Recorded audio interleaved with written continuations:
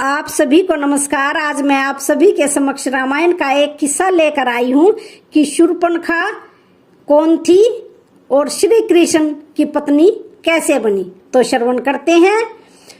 शूर्पणखा को कौन नहीं जानता। आम जनमानस में उनकी छवि एक राक्षसी की है, एक ऐसी महिला जिसने राम लक्ष्मण से प्यार का इजहार किया, लेकिन दोनों के ठुकरा देने के बाद युद्ध की स्थिति बनी। अंत में अपने ही कुल के नाश का कारण भी बनी, लेकिन इसके बावजूद वो श्री कृष्ण की पत्नी बनी। उसका उद्धार हुआ। बड़े बड़े ऋषि मुनि कठोर तप के बाद भी ये सुख हासिल नहीं कर पाते जो शूर्पणखा को ये आशीर्वाद मिला। भगवान श्री राम का सानिध्य मिला शूर्पणखा को। शूर्पणखा को न सिर्फ श्री राम से बात का सौभाग्य मिला, बल्कि लक्ष्मण तथा माता सीता के दर्शन भी किए। दरअसल इस सब का मर्म शूर्पणखा के पूर्व जन्म में छिपा हुआ है। पूर्व जन्म में शूर्पणखा इंद्रलोक की नैनतारा नामक अप्सरा थी। उर्वशी, रंभा, मेनका, पुंजिक स्थला आदि प्रमुख अप्सराओं में इनकी गिनती होती थी।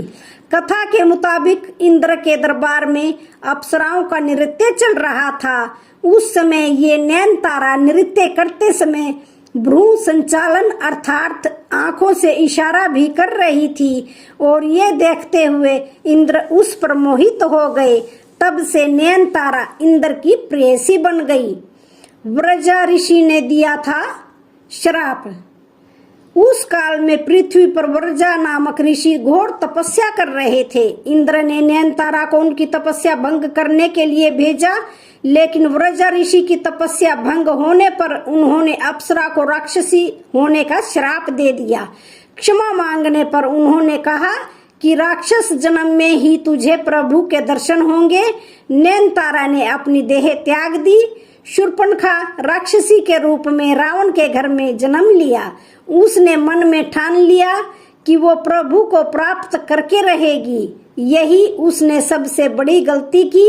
भगवान राम को देखते ही उन्हें पाने की इच्छा जाहिर कर दी। अंध अहंकार में थी शूर्पणखा। शास्त्रों में बताया गया है कि ब्रह्म को प्राप्त करने की एक प्रक्रिया होती है जो भक्ति और वैराग्य के सहारे ही संपूर्ण होती है, जबकि शूर्पणखा ने ऐसा नहीं किया। उसने भक्ति स्वरूपा माता सीता तथा वैराग्य रूपी लक्ष्मण के पास न जाकर सीधे ब्रह्म को पाने की कोशिश की। वो सीधे राम को हासिल कर भक्ति को ही अलग कर देना चाहती थी। अगर वो वैराग्य का आश्रय लेती तो प्रभु को प्राप्त कर सकती थी, लेकिन वैराग्य को नकार कर अहंकार में सीधे प्रभु के पास जाना उचित समझा। प्रभु ने शूर्पणखा को उचित प्रक्रिया का ज्ञान कराने के लिए उसे वैराग्य रूपी लक्ष्मण के पास भेज दिया, लेकिन लक्ष्मण ने उसे पुनः प्रभु के पास भेज दिया। तब राम ने कहा, मैं तो भक्ति के वश में हूँ। तब शूर्पणखा सीता माता के पास गई, लेकिन वहां भी एक अपराध कर बैठी। सोचा प्रभु इसकी भक्ति के वश में है, इसलिए इसे ही खा जाऊं। अंत में लक्ष्मण ने गुस्से में आकर उनका नाक काट लिया, जिसके बाद शूर्पणखा के ज्ञान चक्षु खुल गए। कैसे बनी श्री कृष्ण की पत्नी। करीब 10,000 साल बाद भगवान शिव ने शूर्पणखा को दर्शन दिए।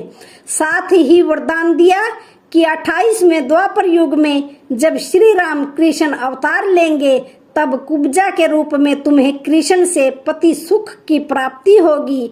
तब तुम्हारी कुबड़ ठीक करके वही नैनतारा अप्सरा का मनमोहन रूप देंगे।